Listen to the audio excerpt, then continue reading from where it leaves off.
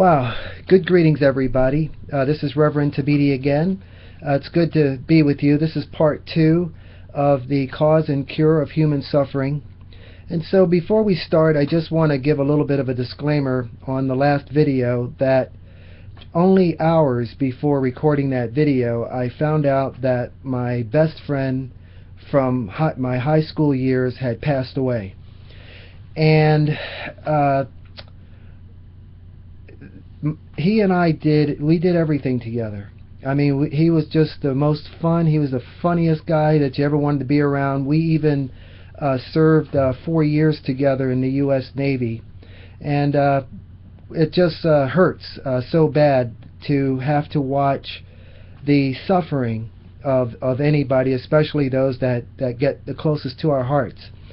But anyway, and so what happened was I had friends who watched the video and they said, you know, Rev, you just weren't like you, the normal you. You're always laughing and cracking jokes and cutting up.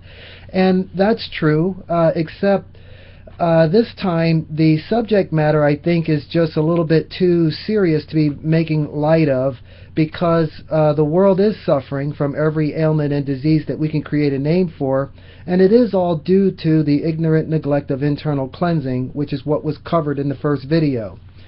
So in this video, I just want to do a continuation, and we'll just call this part 2.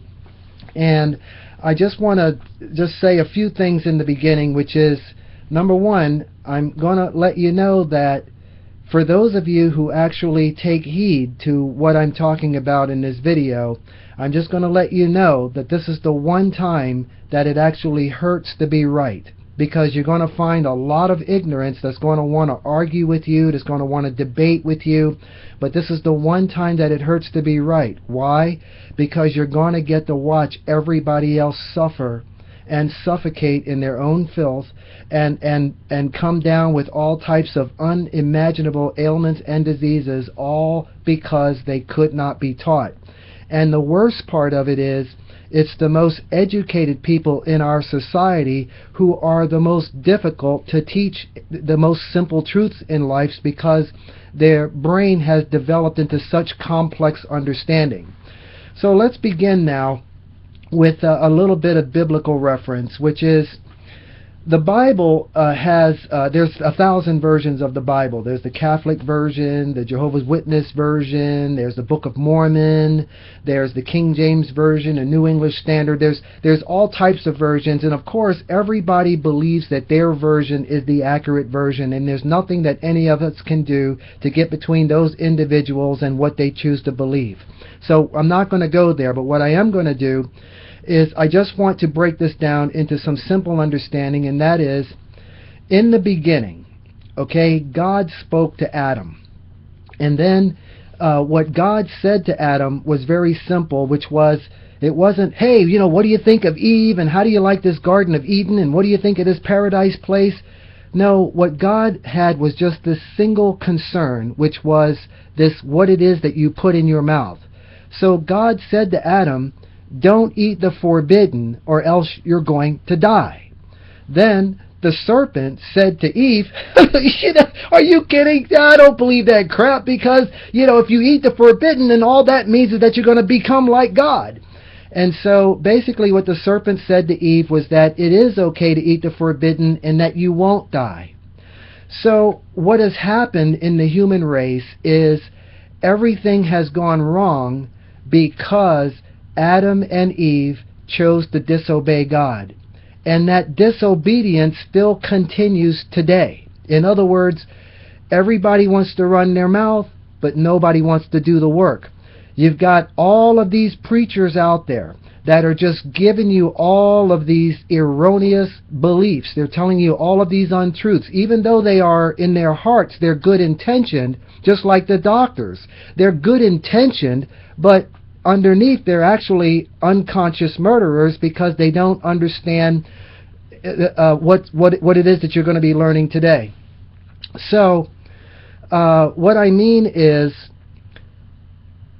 the disobedience is the problem, meaning that it's not what comes out of a person's mouth that shows what their worship is, because people can say anything, and they do say anything. You watch what goes into their mouth, and that's the worship. In other words, it means are you obedient to God, or are you worshiping what the serpent said? So when the serpent spoke to Eve, the way this works is, because we are made in the image and likeness of God, is why the serpent has no dominion whatsoever over us. All the serpent can do is trick us or deceive us into killing ourselves. And so this deception, which is the fundamental characteristic of the serpent, it now shows up as cosmetics and deodorants that we disguise, that we hide behind, all in an effort to try to fool other people. There's people who go to cosmetic surgeons and they get facelifts and all this stuff as a way to try to trick you into thinking that they look younger than they really do. So what it is that what the forbidden is the mucus forming things. In other words, anything that makes snot, that's what people are addicted to. And something that actually breaks my heart even more is the fact that there are nutritionists and people who have studied all these, from these great nutritionists, and really all it is just the blind leading the blind all the way to the grave. Because what it is it's just simply, it's a snot addiction. And what does snot come from? Snot comes from eggs, it comes from cheese, it comes from milk, it comes from flour, it comes from rice, it comes from meat decomposes into pus as it passes through the digestive tract. And so what happens is, what the snot does is it sticks to everything inside of your body temple, especially the inner walls of your veins and your arteries and your capillary and your microcapillary areas. Then this is why tissues work so well when we blow our nose, is because that's what snot does, is it sticks to everything. And not only does it stick to things, but then it even becomes hardened plaque. It becomes hardened. It's like a glue substance.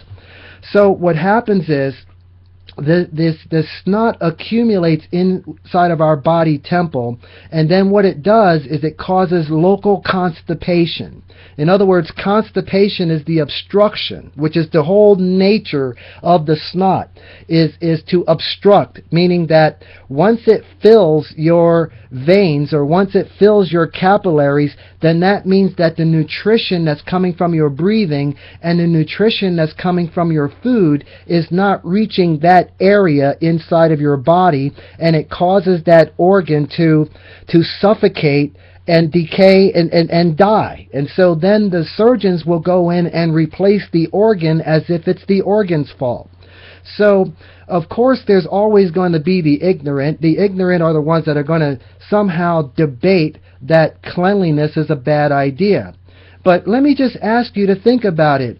How do you think you would feel if your inside was completely clean, if your heart was working the way it's supposed to, if your lungs and your kidney and your liver and your stomach and intestines and everything is working in an optimum way? How good do you think you would feel? And so this is what you're going to learn as you move in the direction of the cleanliness to godliness way of life, which is what I'm espousing or wanting to teach.